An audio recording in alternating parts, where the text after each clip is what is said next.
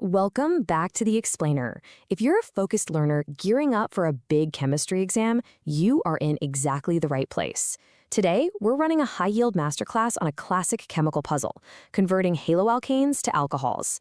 Let's decode the complex chemical kinetics of these substitution mechanisms so you can walk into your test with absolute total confidence. Okay, let's dive into our roadmap. We'll kick things off with hydrolysis basics, then we'll unpack the SN1 and SN2 mechanisms individually. After that, we're going to look at reaction factors, build an ultimate comparison guide, and then we'll wrap the whole thing up with a quick-fire quiz. Section 1. Hydrolysis basics, converting haloalkanes to alcohols. So our foundational goal here is substitution. We want to use a hydroxide ion in an aqueous media to substitute out a halogen, and that leaves us with a nice alcohol. But listen, here is a classic exam trap. If your temperature gets way too high, you might trigger what's called competitive elimination. Basically, instead of politely substituting, the molecule just eliminates components altogether, and you get an alkene instead. Keeping a really close eye on your reagents and your temperature is literally the only way to prevent this side reaction from totally hijacking your yield. All right, moving to Section 2, the SN1 mechanism, or substitution nucleophilic unimolecular. Now, this specific pathway is highly dependent on the structure of the haloalkane, and it strongly favors tertiary alkyl halides. Think of things like tert-butyl bromide. And here's why. SN1 is basically a two-step dance. Step 1 is this agonizingly slow wait. It takes an immense amount of energy to break that carbon-halogen bond heterolytically, just to form an intermediate carbocation. This is your bottleneck right here. But step 2, that's a lightning-fast attack by the nucleophile. Because step 1 is so painfully slow, the stability of that carbocation dictates the entire process. That's exactly why a substrate like tert-butyl bromide undergoes SN1 so fast. Its tertiary carbocation is just highly, highly stable. So you might be wondering, what does the 1 in SN1 actually stand for? Well, it means first-order kinetics. Why? Because the speed, or the rate of the reaction, depends absolutely only on the haloalkane undergoing that really slow first step. The nucleophile, it's completely ignored in the rate law. It's literally just waiting in the wings for that intermediate carbocation phase to finish up.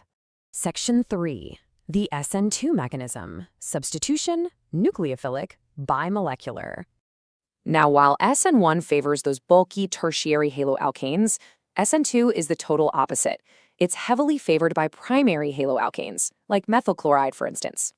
And what's really interesting here is the simultaneous crash of action. Unlike that patient two-step SN1 process we just talked about, SN2 is a single-step reaction. There's no waiting around for a distinct intermediate carbocation phase. The nucleophile attacks the carbon at the exact same moment the halogen leaves. Bond breaking and bond forming happen together in one singular high-energy step. But here's the catch. Because the nucleophile has to squeeze right in and approach the carbon bearing the leaving group directly, physical space is a massive issue. As our source material points out, the presence of bulky substituents has a dramatic inhibiting effect.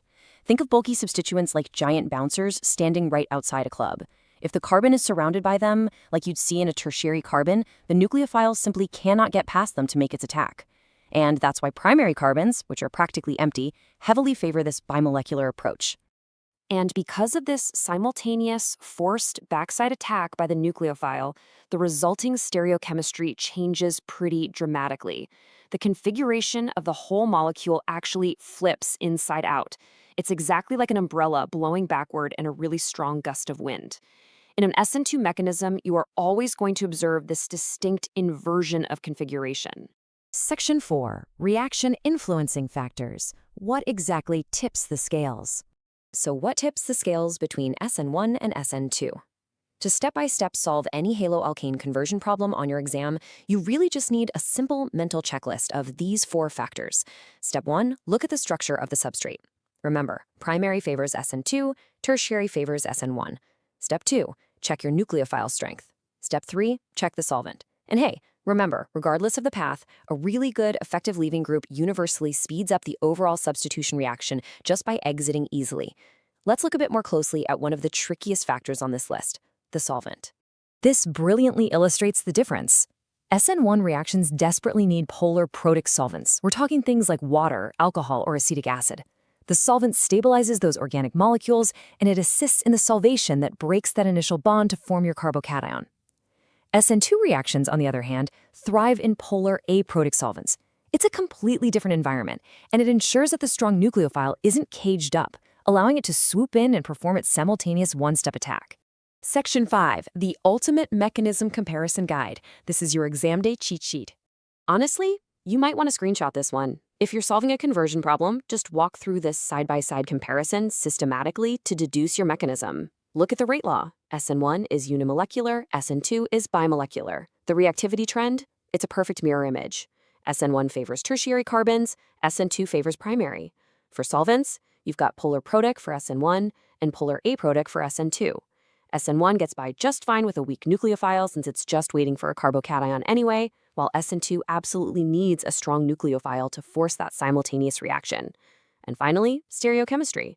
SN1 gives you a mix of retention and inversion, whereas SN2 results exclusively in an inversion of configuration. Just check these exact boxes and you'll nail the mechanism every time. Section 6, Quick-Fire Exam Quiz. Let's test your readiness. We all know active recall is one of the very best ways to lock this stuff in. Let's see if you can instantly pull the right concepts. Here's your question. Which reaction mechanism is a single-step process that results in an inversion of configuration?